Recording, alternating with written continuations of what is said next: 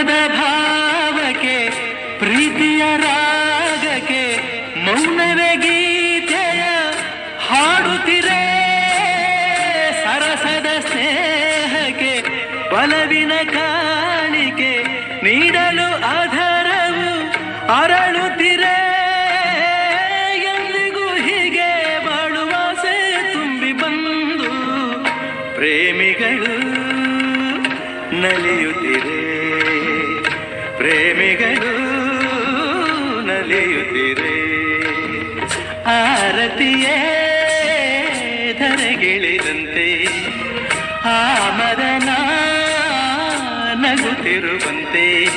ಕಲ್ಲು ಮುಳ್ಳೆಲ್ಲ ಬಳ್ಳಿ ಮುಗೆಲ್ಲ ಹೂಬಾಣವಾಯಿತು